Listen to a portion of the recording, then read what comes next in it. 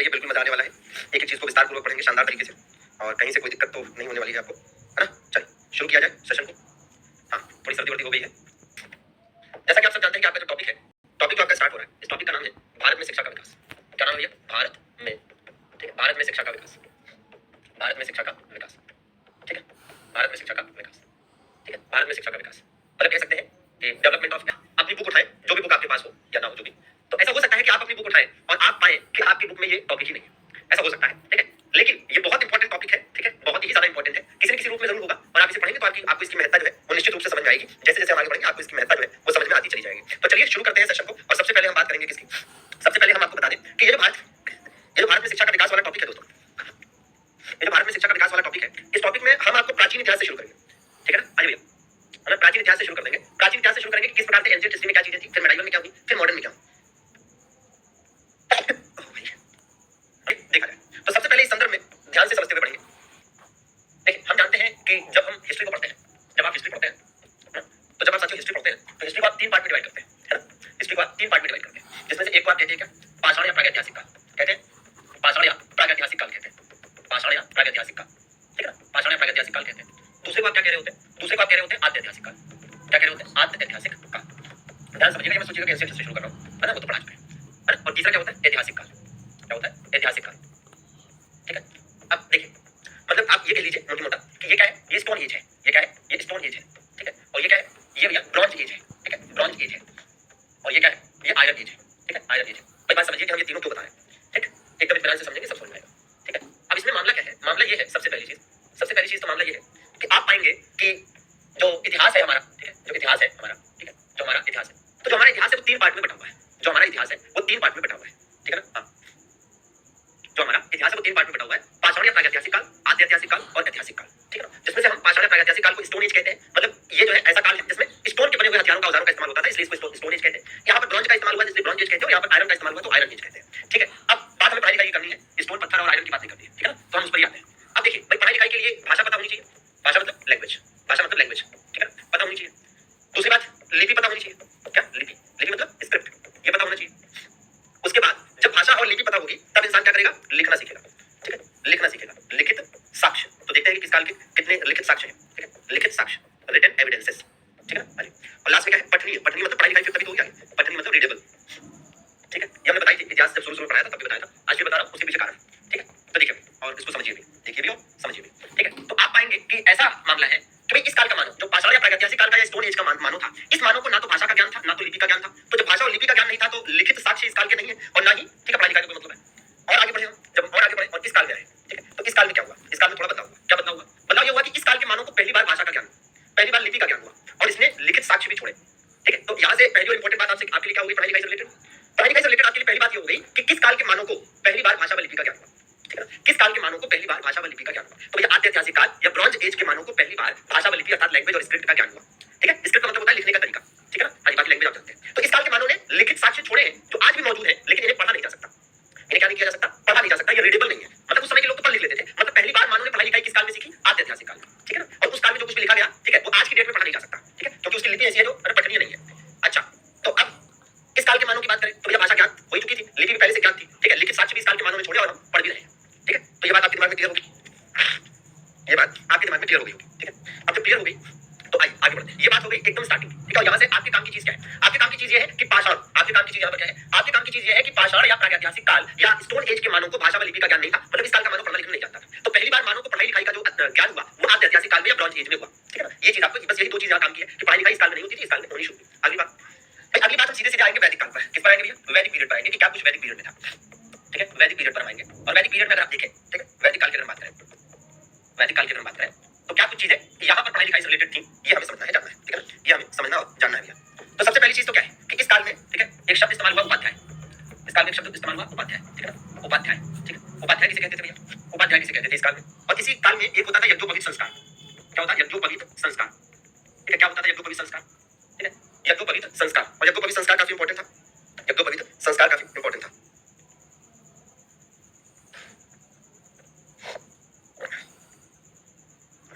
ठीक है, यज्ञोपवीत संस्कार, ठीक है, सैक्रेड थ्रेड, ठीक है। अगली बात भाई, इस काल में उपनिषद भी थे, ठीक है। उपनिषद क्या था? उपनिषद का मामला और इस काल में आप देखेंगे कि जो उपनिषद है, ठीक है, उपनिषद जो है वो किस पर आधारित है? उपनिषद जो है हिंदू दर्शन पर आधारित है, ठीक है ना। उपनिषद जो थे इनके बारे में यह भी जानना जरूरी है कि उपनिषद जो है, उपनिषद, ठीक है, ये किस पर आधारित है। देखिएगा, तो सबसे पहली बात तो उपाध्याय, ठीक है ना। उपाध्याय किसे कहा जाता था? ठीक है ना, उपाध्याय कहा जाता था कि जीवन यापन के लिए, ठीक है, जीवन यापन हेतु वेद वेदांत पढ़ाने वाला, ठीक है, जीवन यापन के लिए, जीवन यापन हेतु, जीवन यापन हेतु वेद वेदांत पढ़ाने वाला, ठीक है, जीवन यापन हेतु वेद वेदांत पढ़ाने वाला, ठीक है, जीवन यापन हेतु वेद वेदांत पढ़ाने वाला, जीवन यापन के लिए वेद वेदांत पढ़ाने वाला, ठीक है, जीवन यापन हेतु वेद वेदांत पढ़ाने वाला, जीवन यापन के लिए वेद वेदांत पढ़ाने वाला, ठीक है, जीवन यापन के लिए वेद वेदांत पढ़ाने वाला, ठीक है। तो जो जीवन यापन के लिए वेद वेदांत पढ़ाता था उसे क्या कहते थे? उसे उपाध्याय कहा जाता था, ठीक है। मतलब यह है कि हम कह सकते हैं वन हु टीच, ठीक है, तो one who teach Veda Vedanta for living, ठीक है। इसी प्रकार से यज्ञोपवीत संस्कार क्या था? यज्ञोपवीत संस्कार में ये होता था कि इसी के बाद बच्चा पढ़ने लिखने आश्रम जाता था, इसी के बाद बच्चा पढ़ने के लिए आश्रम जाता था, पढ़ने को आश्रम जाता था, पढ़ने को आश्रम जाता था, इसी के बाद बच्चा पढ़ने को आश्रम जाता था। मतलब आप कह सकते हैं उपनिषद का अर्थ क्या होता है? उपनिषद का अर्थ अर्थात मीनिंग जो होता है वो भी पढ़ाई लिखाई से रिलेटेड है। मीनिंग क्या होता है इसका? गुरु के समीप बैठकर शिक्षा लेना, गुरु के समीप बैठकर शिक्षा लेना, ठीक है, गुरु के समीप बैठकर शिक्षा लेना, गुरु के समीप बैठकर शिक्षा लेना, ठीक है, गुरु के समीप बैठकर शिक्षा लेना, ठीक है ना। मतलब कह सकते हैं कि लर्निंग उपनिषद का अर्थ होता है। इनकी कुल संख्या कितनी है? टोटल कितने हैं उपनिषद? टोटल 108 है, ठीक है। उपनिषद किस पर आधारित है? हिंदू दर्शन पर आधारित किताब है, हिंदू दर्शन पर आधारित, ठीक है, हिंदू दर्शन पर आधारित, हिंदू दर्शन पर आधारित। मतलब कह सकते हैं कि बेस्ड ऑन सीधा इतनी बातें याद करनी है क्या कि भाई वैदिक काल से संबंधित हम चीजों की बात कर रहे हैं तो उपाध्याय किसे कहा जाता था? जीवन यापन हेतु वेद वेदांत पढ़ाने वाला। तो ऐसा व्यक्ति, ठीक है, या ऐसा ब्राह्मण जो अपने जीवन यापन के लिए, अपनी लिविंग के लिए वेद वेदांत पढ़ाने का काम करता था उसे उपाध्याय कहा जाता था। अगली बात कि भैया जो बच्चा है वो आश्रम में पढ़ने के लिए क्यों जाता था? बच्चा जो है वो आश्रम में पढ़ने के लिए जाता था यज्ञोपवीत संस्कार के बाद, ठीक है ना। अच्छा, तो यज्ञोपवीत संस्कार ऐसा संस्कार था जिसमें बच्चे का अपना मुंडन वगैरह होता था और शायद जनेऊ धारण कराया जाता था और उसके बाद वो आश्रम जाता था पढ़ने के लिए, ठीक है ना। अच्छा, उपनिषद की अगर बात करते हैं तो टोटल 108 है जिसकी मीनिंग होती है गुरु के समीप बैठकर शिक्षा लेना, ठीक है। और उपनिषद की बात करें तो हमने कहा कि हिंदू दर्शन पर आधारित है, ठीक है। और उपनिषद की बातें ही ज्यादातर उस काल के जो छात्र हैं वो पढ़ा करते थे। तो उस काल के जो छात्र थे वो क्या पढ़ा करते थे भैया? उपनिषद में लिखी हुई बातों को ज्यादातर। तो एज इट इज आपने नोट कर लिया। अब हम आगे बढ़ते हैं। अब हम देखेंगे प्राचीन काल में शिक्षा के केंद्र। क्या देखेंगे भैया? प्राचीन काल में शिक्षा के केंद्र, प्राचीन काल में शिक्षा के केंद्र, ठीक है, प्राचीन काल में शिक्षा के केंद्र। मतलब ये है कि कह सकते हैं कि एजुकेशन सेंटर। तो देख लिया जाए भैया प्राचीन काल में शिक्षा के प्रसिद्ध जो केंद्र है, प्राचीन काल में शिक्षा के केंद्र, ठीक है, प्राचीन काल में शिक्षा के केंद्र। अब प्राचीन काल में जो शिक्षा के केंद्र है इसमें सबसे पहले नाम लिखना चाहूंगा तक्षशिला का, ठीक है। प्राचीन काल में जो प्रसिद्ध शिक्षा के केंद्र थे उसमें एक नाम है तक्षशिला। आगे बढ़कर और आप देखेंगे तो एक नाम है नालंदा। इनके बारे में भी अभी बताते चलेंगे एक ही जगह पर, नालंदा। और आगे बढ़ेंगे तो एक नाम है भैया वल्लभी, क्या वल्लभी, ठीक है, क्या वल्लभी, ठीक है, वल्लभी। इसी प्रकार से एक नाम है विक्रमशिला, सॉरी क्या भैया? विक्रमशिला, ठीक है, विक्रमशिला। आगे इसी प्रकार से एक नाम है जगदल, ठीक है, जगदल। और इसी प्रकार से एक नाम है उदंतपुरी, ठीक है, क्या नाम है? उदंतपुरी, ठीक है, उदंतपुरी, ठीक है, उदंतपुरी। देखते जाइए। अब इसमें है क्या, जैसे सबसे पहले इन सबका लोकेशन बता दें। तो तक्षशिला की लोकेशन आज के हिसाब से है रावलपिंडी कहाँ पड़ता है? रावलपिंडी पाकिस्तान, ठीक है, रावलपिंडी पाकिस्तान पड़ता है, ठीक है। नालंदा कहाँ पर स्थित है? तो भैया बिहार, ठीक है। वल्लभी कहाँ पर? गुजरात, ठीक है, कहाँ पर? गुजरात, ठीक है। विक्रमशिला कहाँ पर? भाई बिहार, कहाँ पर? बिहार, ठीक है। इसी प्रकार से जगदल कहाँ पर? बांग्लादेश, आज के हिसाब से बांग्लादेश, उस समय के हिसाब से बंगाल।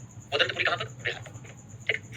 अब देखिए जैसे इसके बारे में और क्या एडिशनल जानकारी है कि शिक्षा का प्राचीनतम केंद्र, शिक्षा का प्राचीनतम केंद्र। कभी भी आपसे क्वेश्चन पूछता है, बहुत बार पूछा गया है शिक्षा का प्राचीनतम केंद्र, तो आप यही बताते हैं शिक्षा का प्राचीनतम केंद्र। मतलब ये है कि कह सकते हैं कि oldest education centre, oldest education centre, ठीक है ना, oldest education centre, oldest education centre, ठीक है ना। इसी प्रकार से नालंदा की बात करें तो ये यहाँ पर क्या कहेंगे? फर्स्ट यूनिवर्सिटी, ठीक है, या ओल्डेस्ट यूनिवर्सिटी, ठीक है, क्या कहेंगे? ओल्डेस्ट यूनिवर्सिटी, ठीक है, सबसे पुराना विश्वविद्यालय, सबसे पुराना विश्वविद्यालय, क्या भैया? सबसे पुराना विश्वविद्यालय, ठीक है। वल्लभी कहाँ पर है? इसके बारे में क्या? अच्छा, नालंदा के बारे में ये भी ध्यान दीजिए किसने स्थापित किया इसको? कुमारगुप्त प्रथम, ठीक है, कुमारगुप्त प्रथम के द्वारा इसे स्थापित किया गया, कुमारगुप्त प्रथम, ठीक है, कुमारगुप्त प्रथम के द्वारा, ठीक है। और वल्लभी को किसने स्थापित किया था? वल्लभी को बनाया गया था भट्टार्क के द्वारा। भट्टार्क नाम के एक राजा हुए, क्या नाम था? भट्टार्क। इस वंश के थे मैत्रक वंश, मैत्रक डायनेस्टी, मैत्रक डायनेस्टी। विक्रमशिला किसने बनवाया? इसको बनवाया था सॉरी, इसको बनवाया राजा धर्मपाल ने, इसने धर्मपाल, ठीक है। जगदल, इसको किसने बनवाया? इसको बनवाया रामपाल, इसको किसने बनवाया? गोपाल, ठीक है, क्या भैया? गोपाल। अगली बात, ये एक पॉइंट इसमें लिखना है कि इसे ध्वस्त किसने किया? तो ध्वस्त किसने किया? ध्वस्त का मतलब होता है डिमोलिश। तो बख्तियार खिलजी ने इसे ध्वस्त किया था। यहाँ पर जगह नहीं है तो काम करते हैं, इसको अलग से मेंशन कर देते हैं। ठीक है, इसको अलग से मेंशन कर देते हैं। ठीक है, क्या भैया, नालंदा, नालंदा बख्तियार खिलजी ने ध्वस्त किया, खिलजी ने ध्वस्त किया, ध्वस्त किया, नालंदा बख्तियार खिलजी ने ध्वस्त किया। ठीक है, मतलब कह सकते हैं कि Nalanda was demolished by, Nalanda was. तो हम बात कर रहे थे कि भाई आज का हमारा जो टॉपिक है वो क्या है, भारत में शिक्षा का विकास। क्या टॉपिक है, भारत में शिक्षा का विकास हमारा आज का टॉपिक है। ठीक है भैया, तो हम इसमें प्राचीन काल से लेकर आज तक शिक्षा के क्षेत्र में जो कुछ भी विकास हुआ है वो सब आपको है ना इसमें बताने वाले हैं। जिसमें हमने सबसे पहले आपको बताया कि देखो शिक्षा जो इतिहास है इसको 3 पार्ट में बांटते हैं, जिसमें से जो पहला पार्ट है इस काल के मानव को पढ़ाई लिखाई का कोई ज्ञान नहीं था, कोई अनुभव नहीं था। जो आद्य ऐतिहासिक काल है इस काल के मानव को पहली बार पढ़ाई लिखाई का ज्ञान हुआ, क्योंकि इसी काल में भाषा व लिपि का ज्ञान हुआ है ना, इस काल में तो भाषा व लिपि का ज्ञान नहीं था। ठीक है, फिर हमने कहा देखो वैदिक काल में एक होते थे उपाध्याय। ठीक है, अपने जीवन यापन के लिए जो पढ़ाने का काम करते थे वेद वेदांत, उनको उपाध्याय कहा जाता था। और जो बच्चे पढ़ने लिखने के लिए जाते थे वो आश्रम में जाते थे, जो कि वनों में हुआ करता था, जंगलों में हुआ करता था, जिसके पहले उनका यज्ञोपवीत संस्कार होता था, जिसके बाद ही वो पढ़ने लिखने के लिए जाते थे। उस काल में उपनिषद थी, उपनिषद की शिक्षा ही बच्चों को दी जाती थी, और उपनिषद का मतलब था कि गुरु के समीप बैठकर शिक्षा लेना। और इन उपनिषदों में हिंदू दर्शन की बातें होती थी कि हिंदू धर्म मतलब सनातन धर्म क्या है, क्या कुछ उसके नियम है, क्या कुछ चीजें होनी चाहिए, कैसे सोसाइटी चलती है, कैसे धर्म चलता है, वो सारी बातें जो है यहाँ पर उपनिषद से संबंधित थी, तो वही पढ़ाई जाती थी। ठीक है, तो ये वैदिक काल की बात होगी। उसके बाद हमने आपको बताया कि प्राचीन काल में शिक्षा के केंद्र। तो हमने कहा भैया देखो अगर आपसे कहता है, ठीक है, जैसे सामंत पूछे कि शिक्षा का प्राचीनतम केंद्र, ओल्डेस्ट सेंटर ऑफ एजुकेशन, ठीक है, तो सबसे पुराना जो शिक्षा का केंद्र है वो तक्षशिला है, जो आज की डेट में पाकिस्तान में है। ठीक है, इसे किसने बनवाया था इस बारे में अलग अलग विचारधाराएं हैं, कोई एक सर्वमान्य विचारधारा नहीं है। तो आप ये मत याद करिए कि किसने बनवाया, केवल याद करिए कि शिक्षा का प्राचीनतम केंद्र है। नालंदा जो कि कुमार गुप्त प्रथम ने बनवाया था, ये गुप्त काल का प्रसिद्ध केंद्र है, और गुप्तकालीन शिक्षा का प्रसिद्ध केंद्र। तो अगर आपसे कभी पूछता है कि गुप्तकालीन शिक्षा का प्रसिद्ध केंद्र या फिर सबसे पुराना विश्वविद्यालय, तो आप नालंदा बनवाएंगे, बताएंगे, जिसे आगे चलकर बख्तियार खिलजी ने ध्वस्त किया। पल्लवी विश्वविद्यालय गुजरात में है, जो कि भट्टारक के द्वारा बनाया गया था, जो कि एक छोटे से वंश मैत्रक वंश का शासक था। ठीक है, हाँ, छोटे से वंश मैत्रक वंश का शासक था। विक्रमशिला बिहार में ही पड़ता है, जिसे पाल वंश के शासक धर्मपाल ने बनवाया था। जगदल विश्वविद्यालय आज के हिसाब से बांग्लादेश में पड़ता है, इसे भी पाल वंश के शासक ने बनवाया था, जिसका नाम रामपाल था। उदंतपुर विश्वविद्यालय भी बिहार में है, जिसे पाल वंश के संस्थापक गोपाल के द्वारा बनाया गया। तो पाल शासकों के द्वारा बौद्ध शिक्षा को काफी समर्थन दिया गया। अब एक बात और है जो हम कहेंगे कि आप नोट करके लिख लीजिए, वो ये कि यहाँ अगर आप तक्षशिला को छोड़ दें तो अन्य जितने भी लिखे हुए हैं ये सब बौद्ध शिक्षा के केंद्र हैं। ठीक है, अगर आप तक्षशिला को छोड़ दीजिए तो इसके अलावा यहाँ जितने भी लिखे हुए हैं ये सब साथियों बौद्ध शिक्षा के प्रसिद्ध केंद्र हैं। ठीक है ना, तो आपको याद करना है, आपसे पूछा जा सकता है कि निम्नलिखित में से कौन सा बौद्ध शिक्षा का केंद्र है। बेटा यही याद कर लो कि कौन सा कहाँ है, ठीक है, किसने बनवाया, यही बहुत है। अब तुम चाहते हो कि तुम डेट भी याद करोगे, ठीक है, तो इतना याद कर लो। अभी बहुत कुछ पढ़ना है, हमें लगा है कि बड़ी नई तैयारी शुरू करिए, डेट भी याद करने की इच्छा है हमारी। खैर चलिए, तो आज भैया आपका सेशन यहीं पर समाप्त करेंगे। अब कल मुलाकात होगी, थोड़ी तबियत ठीक नहीं लग रही है, ठीक है, थोड़ा दवा खाते हैं, तबियत ठीक करते हैं, फिर वापस लौटते हैं। ठीक है, चलिए बहुत बहुत शुक्रिया आप सभी का जुड़ने के लिए, धन्यवाद, थैंक यू वेरी मच।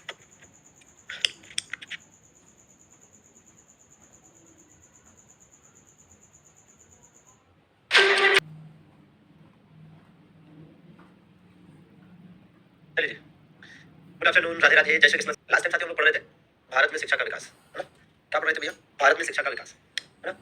हाँ चलिए, आशा करते हैं कि सब ठीक ठाक होंगे, और हालांकि मेरी तबियत थोड़ी नरम है। चलिए देखते हैं कितना पढ़ा पाते हैं आज।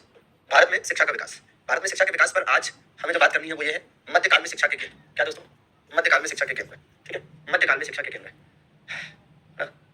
मध्यकाल में शिक्षा के केंद्र। आइए देखते हैं।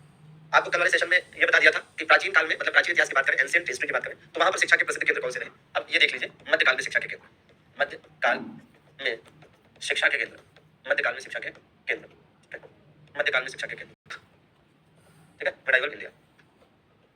तो मध्यकालीन भारत के इतिहास में जो शिक्षा के केंद्र है उन पर हम बात करें, ठीक है। मध्यकालीन भारत के इतिहास में जो शिक्षा का केंद्र है वो हम बात कर रहे हैं। नहीं, तबियत तो ठीक नहीं है, प्रयास कर रहा हूँ कि थोड़ा पढ़ा दूं आपको, ताकि जो है आपका रेगुलरिटी बना रहे और आपका थोड़ा सिलेबस भी कवर हो। मध्यकाल में शिक्षा के केंद्र, एजुकेशन सेंटर्स इन मेडाइवल इंडिया। इसमें दोस्तों एक नाम आता है जौनपुर का, एक नाम आता है किसका, एक नाम आता है दोस्त जौनपुर का, ठीक है, एक नाम आता है इसमें आगरा का, एक नाम आता है इसमें आगरा का, एक नाम इसमें आता है एक नाम इसमें आएगा दिल्ली का, ठीक है, किसका भैया, दिल्ली का एक नाम आएगा इसमें, ठीक है। और इसी प्रकार से एक नाम आएगा इसमें, एक दारुल बका करके था जो काफी इंपॉर्टेंट है, दारुल बका, दारुल बका, ठीक है, दारुल बका। तो ये भी याद करने की जरूरत है, दारुल बका, ठीक है। तो देखा जाए मध्यकाल में शिक्षा की ये प्रसिद्ध केंद्र, ठीक है, 3-4 जो आपको जरूरी है जानना, ये देख लीजिए। जौनपुर की बात करें तो जैसे मान लीजिए, है ना भाई, जौनपुर से रिलेटेड एक क्वेश्चन तो ये बन जाता है कि अगर आपसे पूछ लिया मध्यकाल में शिक्षा का प्रसिद्ध केंद्र, मध्यकाल में, ठीक है, मध्यकाल में शिक्षा का सबसे प्रसिद्ध केंद्र, मध्यकाल में शिक्षा का सबसे प्रसिद्ध केंद्र, सबसे प्रसिद्ध केंद्र, मध्यकाल में शिक्षा का सबसे प्रसिद्ध केंद्र, ठीक है, सबसे प्रसिद्ध केंद्र, ठीक है, मतलब कह सकते हैं कि मध्यकाल में शिक्षा का सबसे प्रसिद्ध केंद्र, मतलब कह सकते हैं कि मोस्ट फेमस काल में शिक्षा का सबसे प्रसिद्ध केंद्र यही था, ठीक है। दूसरी बात, भाई जौनपुर को इसकी वजह से क्या कहा गया, इसको इसी की वजह से सिराज-ए-हिंद कहा गया, सिराज-ए-हिंद या पूर्व का सिराज, सिराज-ए-हिंद कहा गया या पूर्व का सिराज कहा गया, क्या कहा गया, पूर्व का सिराज। तो या तो आप इसे सिराज-ए-हिंद कहेंगे या इसे आप पूर्व का सिराज कहेंगे, ठीक है, सिराज-ए-हिंद या पूर्व का सिराज, ठीक है। तो ये भी याद रखेंगे, सिराज-ए-हिंद, सिराज-ए-हिंद या पूर्व का सिराज, ठीक है। और आपको याद होगा जो मध्यकालीन भारत का इतिहास पढ़ाया था, ठीक है, मध्यकालीन भारत का इतिहास जब पढ़ाया था तो उसमें बताया था कि भाई शेरशाह सूरी ने अपनी शिक्षा कहाँ से प्राप्त की थी, यही जौनपुर से ही प्राप्त की थी। तो भारत के इतिहास का जो सर्वाधिक पढ़ा लिखा शासक हुआ, भारत के इतिहास का सर्वाधिक जो पढ़ा लिखा, ठीक है ना, हाँ, भारत के इतिहास का सर्वाधिक जो पढ़ा लिखा शासक हुआ शेरशाह सूरी, ठीक है, उसने अपनी शिक्षा जौनपुर से ही प्राप्त की थी, ठीक है। तो जौनपुर मध्यकाल में शिक्षा का प्रसिद्ध केंद्र था, जिसकी वजह से जौनपुर को सिराज-ए-हिंद कहा गया या पूर्व का सिराज कहा गया, ठीक है भैया। अब इसके बाद आगरा पर आते हैं। तो आगरा में पहली बात जो ध्यान देनी है, मुगलकालीन शिक्षा का सबसे प्रसिद्ध केंद्र, मुगलकालीन शिक्षा का सबसे प्रसिद्ध केंद्र, मुगलकालीन शिक्षा का सबसे प्रसिद्ध केंद्र, मुगलकालीन शिक्षा का सबसे प्रसिद्ध केंद्र, ठीक है। मतलब कह सकते हैं कि मोस्ट फेमस पीरियड, ठीक है, इन मुगल पीरियड, ठीक है, मोस्ट फेमस एजुकेशन सेंटर इन मुगल पीरियड, ठीक है, ठीक है। और दिल्ली की बात करें, ठीक है, तो दिल्ली कह सकते हैं कि मुगल काल में मुगलकालीन शिक्षा का दूसरा सबसे प्रसिद्ध केंद्र, दूसरा सबसे प्रसिद्ध केंद्र, ठीक है।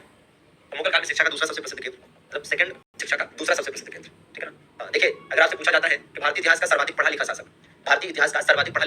या मध्यकाल का सर्वाधिक पढ़ा लिखा शासक, तो अगर ऑप्शन में शेरशाह सूरी है तो शेरशाह सूरी आंसर होता है, और अगर नहीं है तो फिर मोहम्मद बिन तुगलक आंसर होता है। तो दोनों में से जो ऑप्शन मिल जाए वही आंसर होता है, ठीक है ना। हाँ, दोनों में से जो ऑप्शन मिल जाए। खैर, ये बात आप समझ गए। दारुल बका कहाँ पर स्थित था? ये स्थित था दिल्ली में। ये क्या था? ये एक कॉलेज था। क्या था? एक कॉलेज कह सकते हैं, या एक मदरसा था। क्या था? ये एक मदरसा था, ठीक है। ये मदरसा था एक, और इसको स्थापित किया गया था, इस मदरसे को स्थापित किया गया था शाहजहां के द्वारा, ठीक है। तो शाहजहां के द्वारा इसे बनवाया गया था, शाहजहां के द्वारा इसे बनवाया गया था, शाहजहां, ठीक है। तो क्या ध्यान देना है इसमें? हाँ, इसमें ध्यान देना है। तो देखिए, मध्यकाल में शिक्षा के केंद्र हो गए क्या? जौनपुर। अगर आपसे कहता है कि मध्यकाल में शिक्षा का सबसे प्रसिद्ध केंद्र, तो जौनपुर। मध्यकाल कहे तो, और पूर्व का सिराज कहे तो भी जौनपुर। यहीं से शेरशाह सूरी ने शिक्षा प्राप्त की थी। मुगल काल में शिक्षा का सबसे प्रसिद्ध केंद्र आगरा, और आगरा के बाद दूसरे नंबर पर दिल्ली, और दिल्ली में ही था दारुल बका, ठीक है, दिल्ली में ही था दारुल बका, ठीक है। तो इतनी बातें यहाँ से आप नोट करके याद कर लेंगे, ठीक है। इतनी बातें आप यहाँ से याद कर लेंगे, ठीक है भैया।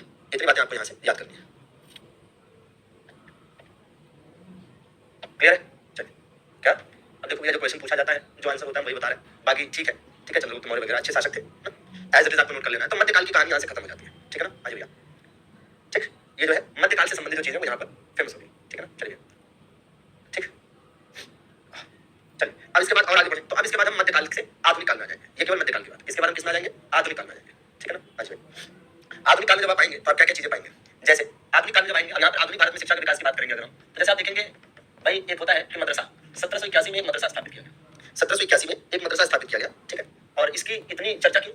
क्योंकि भैया कलकत्ता में स्थापित किया गया ये मदरसा जो था, ये ब्रिटिश ईस्ट इंडिया कंपनी द्वारा स्थापित पहला मदरसा था, मतलब अंग्रेजों द्वारा स्थापित पहला मदरसा, ठीक है। क्या कह सकते हैं आप इसे? आप इसे कह सकते हैं अंग्रेजों द्वारा स्थापित पहला मदरसा, इसलिए इसका महत्व है। अंग्रेजों द्वारा स्थापित पहला मदरसा, अंग्रेजों द्वारा स्थापित पहला मदरसा।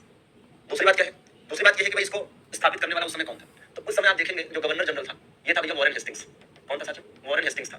कौन था? वॉरेन हेस्टिंग्स था, ठीक है। तो ये नाम है, इसमें कहीं से कोई दिक्कत नहीं है। वॉरेन हेस्टिंग्स को इंग्लिश में भी वॉरेन हेस्टिंग्स ही लिखोगे आप, ठीक है। क्या लिखोगे? वॉरेन हेस्टिंग्स ही लिखोगे, ठीक है। और रही बात मदरसे की, तो मदरसा ही है, ठीक है, मदरसा तो बिल्कुल याद करना है। और अंग्रेजों द्वारा स्थापित पहला मदरसा, मतलब फर्स्ट मदरसा, इंडिया की बात हो रही है। इसके बाद अगली चीज क्या है? इसके बाद साथियों अगली चीज है एशियाटिक सोसाइटी ऑफ बंगाल।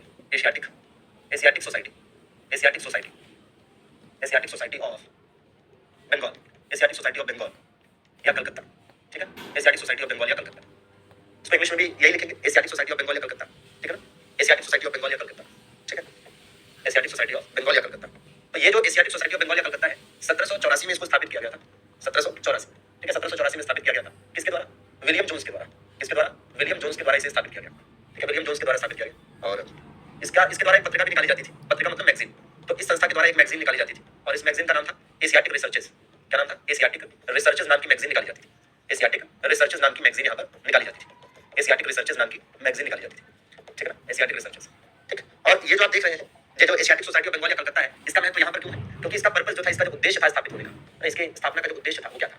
इसकी स्थापना का सच उद्देश्य था, इसकी स्थापना का उद्देश्य था प्राचीन भारतीय